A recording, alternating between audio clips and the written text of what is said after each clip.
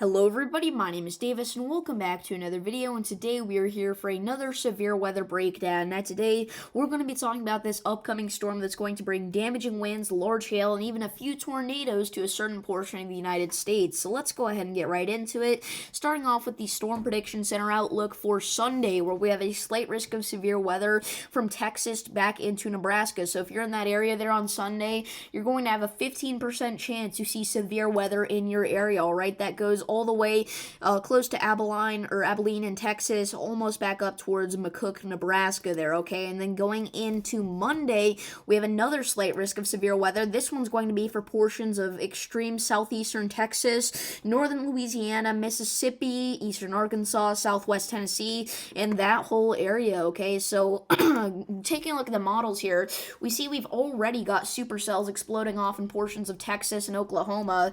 These will move into portions of Florida and potentially cause a little bit of a severe weather outbreak on potentially either tomorrow or Saturday, and then eventually these will move out into the Atlantic, but it will take a while. We could see a few severe storms move up the East Coast, but it's not that big of a threat for you guys.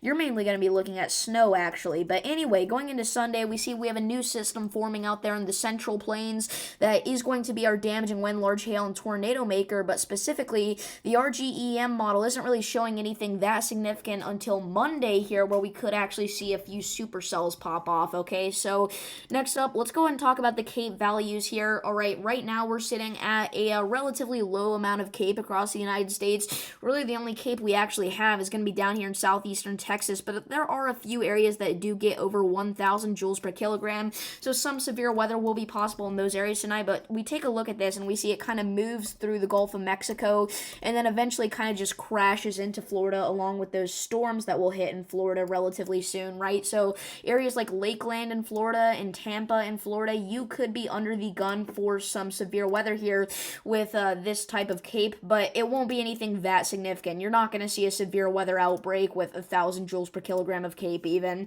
So that's not too scary, but we'll take that out of Florida, and then we'll start to see our new system develop up here in portions of Kansas on Sunday afternoon, actually, for the Colby area. We do have some CAPE values that will be relatively high, close to 1,000 joules per kilogram, which may be able to fuel just a few severe storms, and then that amount of CAPE will kind of become scattered across parts of Oklahoma, Kansas, and Nebraska, and maybe even grow a little bit. So this is what we're going to have to be watching for, right? At about Monday, around 1 a.m., right now, this model here, the ECMWF model, is showing a significant amount of CAPE all the way from Oklahoma City back into portions of eastern Kansas. Some areas getting over 1,000 joules per kilogram, so we'll have to watch that very closely because that is certainly capable of producing quite a few severe thunderstorms and maybe even some tornadoes. So then we'll kind of see this kind of dip down into southeast Texas once again, where we may see some spots even get over 1,500 joules per kilogram of CAPE, and then once we get into Monday evening, some areas could get even closer to 2,000 joules per kilogram, alright? So that is pretty significant, and that's going to kind of sweep through the Gulf of Mexico once again. Maybe do another little thing where it crashes into Florida, but it's kind of too early to tell. So finally, watches, warnings, and advisories. Right now, we do have quite a few winter weather advisories for parts of the upper Midwest here. That's going to be for a winter storm that will move through this area very soon, and hopefully by tomorrow's forecast video, I will actually have a photo from Lake Geneva, Wisconsin that will be showing off that snow there, alright? So we'll see if that pans out. We do have one severe thunderstorm warning right now near Houston in Texas. That's going to be for 1-inch hail, so look out for that. But other than that, pretty calm right now. So if you guys did enjoy this video, make sure to like and subscribe, and I will see you all in the next one. Peace.